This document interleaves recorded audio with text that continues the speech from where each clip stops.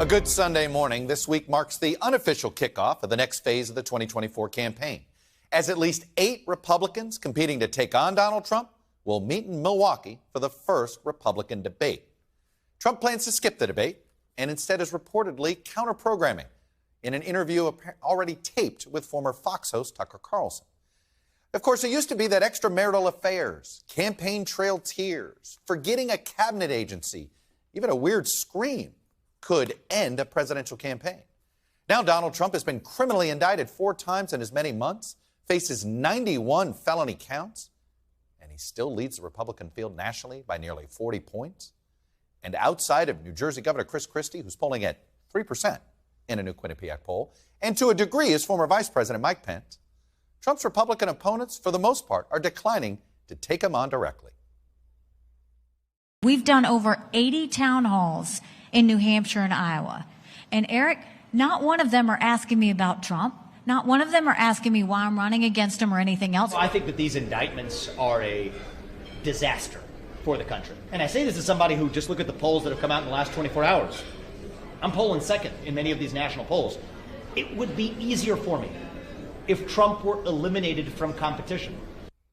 Instead, in a pre-debate memo from Ron DeSantis' super PAC, advises him to take a sledgehammer to Vivek Ramaswamy and to defend Trump when Christie inevitably attacks him. Of course, the Republican candidates are terrified of alienating the Trump-supporting voters that they'll need to win by criticizing Trump. But show us the campaign where an underdog beat a dominant frontrunner by not taking on said frontrunner directly. In an interview with the Florida Standard, DeSantis took a swipe at Trump's cult of personality inside the Republican Party. And the swipe immediately got Trump and his allies to lash out. You could be the most conservative person since sliced bread. Unless you're kissing his rear end, they will somehow call you a rhino. If all we are is listless vessels that's just supposed to follow, whatever happens to come down the pike on Truth Social every morning, that's not going to be a durable movement.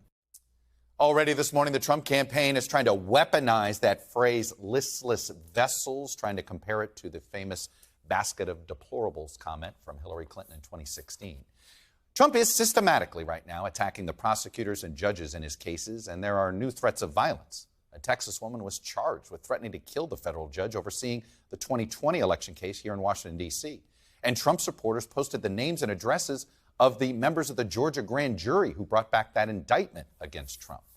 And after promising a major news conference on Monday to release what he called would be an irrefutable report proving the 2020 election fraud, which of course has been debunked in dozens of court cases, on Thursday, Trump canceled the event.